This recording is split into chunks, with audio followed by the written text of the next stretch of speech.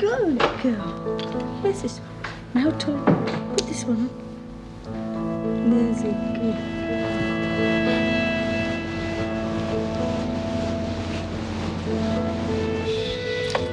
Where did you arrange to meet him? Over there by the lake. Oh, I wonder if that's him.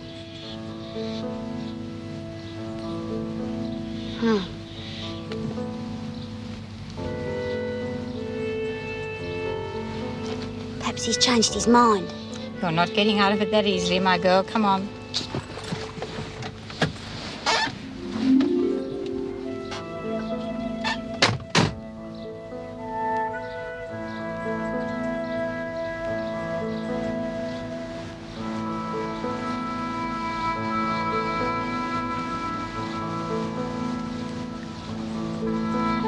Doreen? It is Doreen, isn't it? Yeah. So you must be... Peter. Pleased to meet you.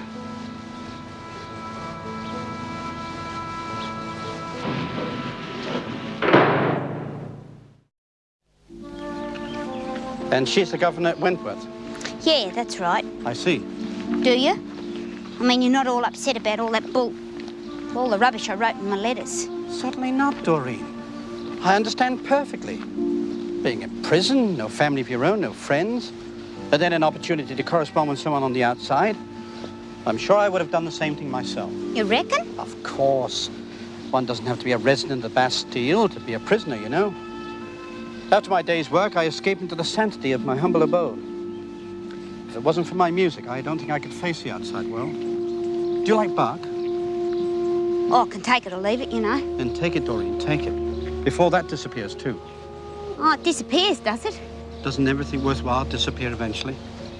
Forests, freedom, peace. Oh, yeah. Yeah, I get it now. Don't get much of that at Wentworth, though. And people, Doreen, people. The strangest creatures of all.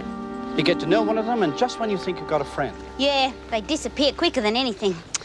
I've had that trouble all my life. Really? But you're so warm, so open. I thought it only happened to me.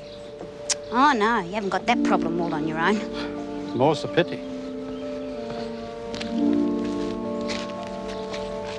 I wonder if you'll disappear, too. Oh, well, if I do, you'll know where to find me, won't you?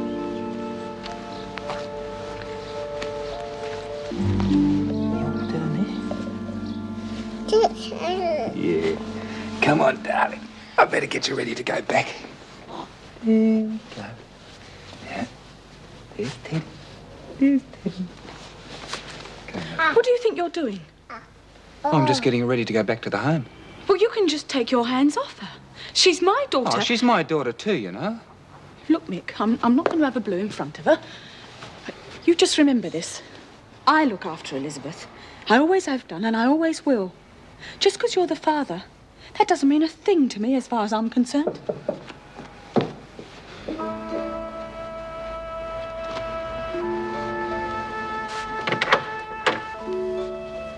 Ready to go back? Oh, won't be long. Chrissy's just changing Elizabeth.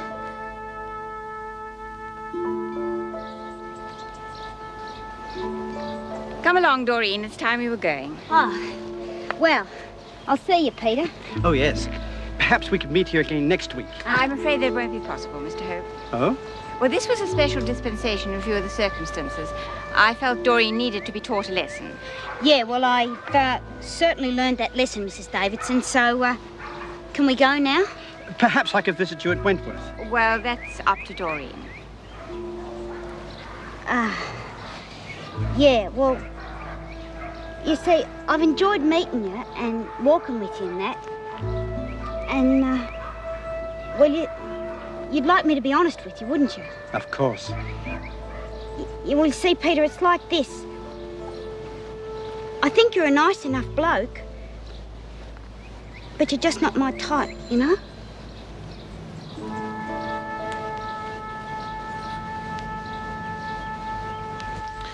Oh, there you are. I was beginning to worry about you. Oh, we're back, Mr. Fletcher, safe and sound. Good. You can take Burns back to her cell now, and her punishment will be recorded as from this morning. Right. Oh, haven't I gone through enough already? You don't seem to understand, Doreen. You have abused privileges, which I consider to be very serious indeed, so I've decided to withdraw your weekly phone call.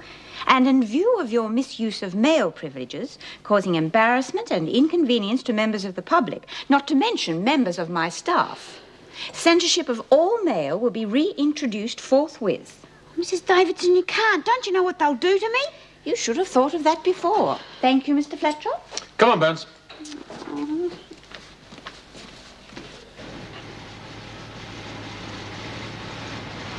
Oh, dear.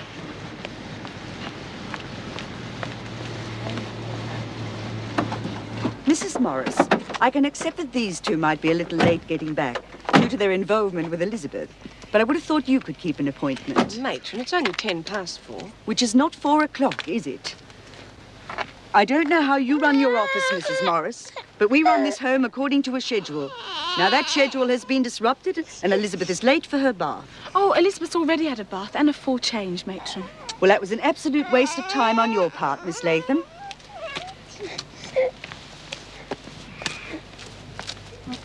Come on, I'll drive you two home.